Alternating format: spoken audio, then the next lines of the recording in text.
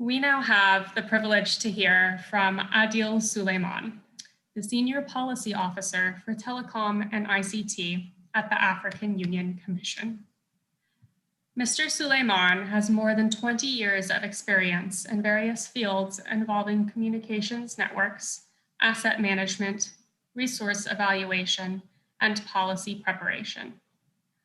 Mr. Sulieman previously worked at Intelsat in the United States for more than 14 years.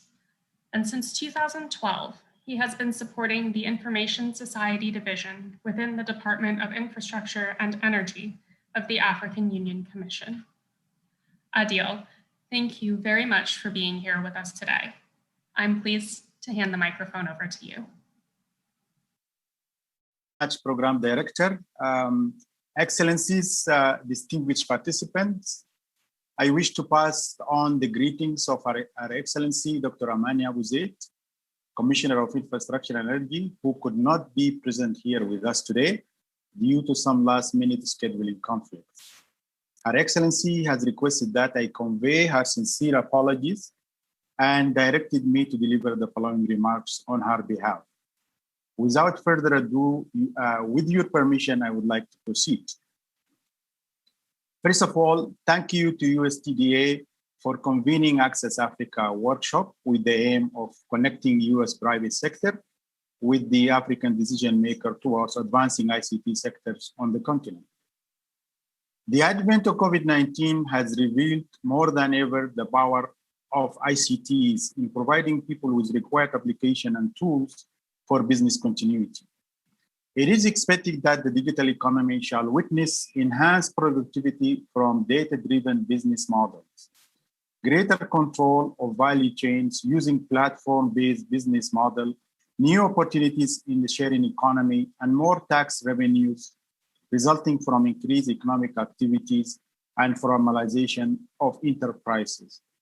Excellencies, distinguished participants, it is estimated that at the global level, unlocking data in several sectors, e.g. education, transport, health, electricity, etc., can generate more than 3 trillion a year in additional value. The data economy in Africa presents major risk to individuals and democracies, particularly in countries with weak regulatory and institutional frameworks. Certainly, open data initiatives could have a strong impact in creating accountability and local innovation by releasing enormous amount of public data to the general public. So far, only a handful of African countries have established open data portals with large potential to increase the publication of data. The development of effective cooperation frameworks for data protection authorities, supported by a common continental framework of enforceable data protection regulations, will be necessary to protect personal data transferred across borders and to ensure that the African citizens can assert their rights when personal data travels across borders. Excellencies, distinguished participants, the digital transformation strategy for Africa is a comprehensive 10-year forward-looking strategy that is aligned with the AU Agenda 2063 and the UN SDG 2030. The strategy aims at harnessing the potential of the digital technology and data and innovation to accelerate the transformation of today's Africa to peaceful, integrated, and prosperous continent. The strategy listed out 50 policy recommendations and 330 proposed actions that will be implemented in phases. The African Union member state, regional economic communities, and partners are committed to realizing the strategy. The African Union Commission has already started developing implementation strategy for priority sectors, namely agriculture, health, commerce, and education. However, implementing this strategy will require substantial financial and human resources. The African Union is calling for collaboration and partnership to create the digital Africa as the pathway to the Africa we deserve. Another major initiative is the African Continental Free Trade Area, which has the potential to reshape the continent's economy. Digital infrastructure is necessary to provide for inter-Africa integration by unleashing e-commerce to boost economic growth on the continent. Excellencies, distinguished participants, to fulfill the untapped potential of the digital economy, the African citizen must enjoy affordable access to broadband internet. However, the access situation in Africa is rather bleak. According to the ITU 2020 stats, in Africa, 44% of citizens are connected to 4G and 33% to 3G. 23% of the population are not connected to mobile broadband network, 3G and above. In most other regions, more than 90% of the population has access to mobile broadband networks. While 28% of households in urban areas of Africa has access to internet at home, in rural area, the figure stood at 6.3%. Globally, the numbers stood at 72% urban and 38% rural.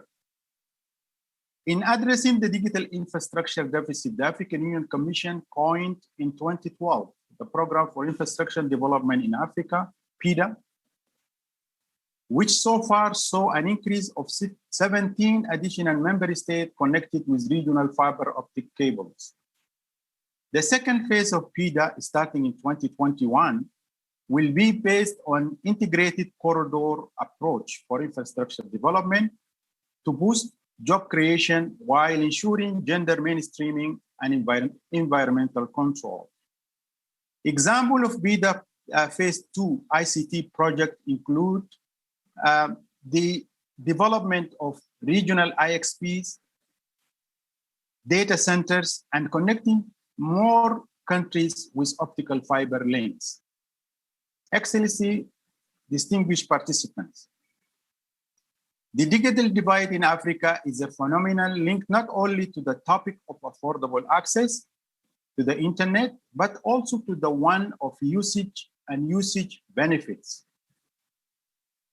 Closing the connectivity gap, government are urged to create conducive conditions for public-private partnership to deliver affordable and sustainable access to broadband internet, particularly last-mile connectivity options, and design innovative solutions to provide adequate access in rural and remote areas to meet the basic needs of the rural communities.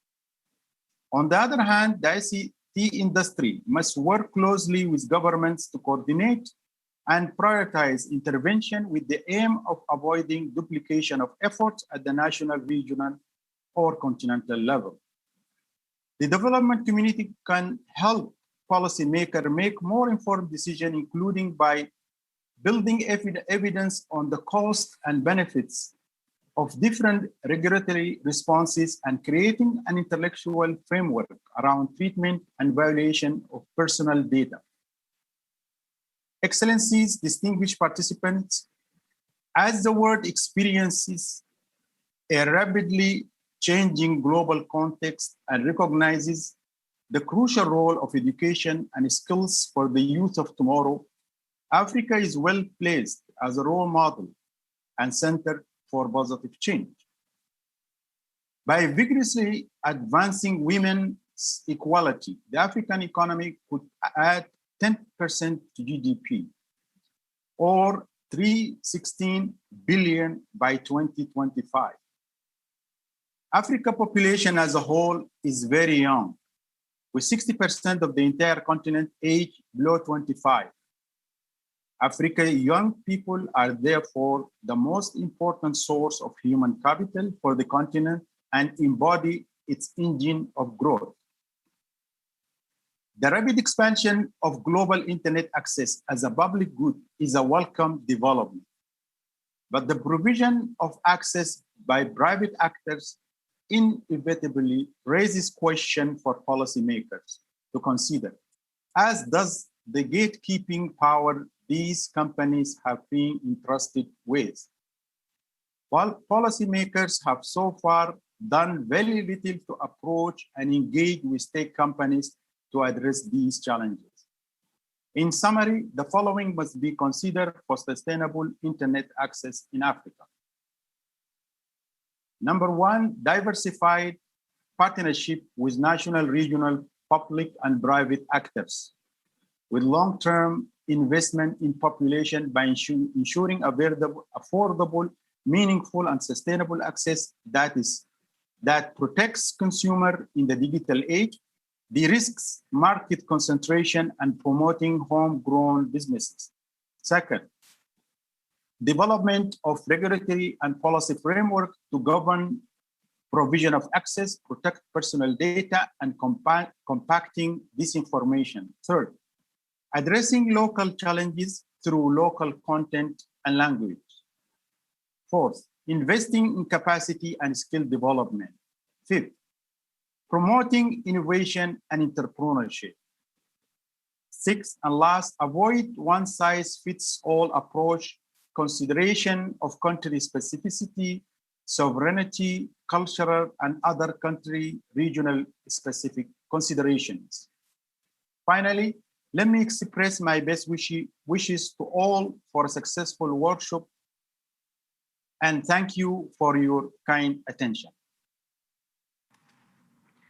Thank you, Adil. We are grateful to have you here with us today to share the African Union's vision for a connected continent.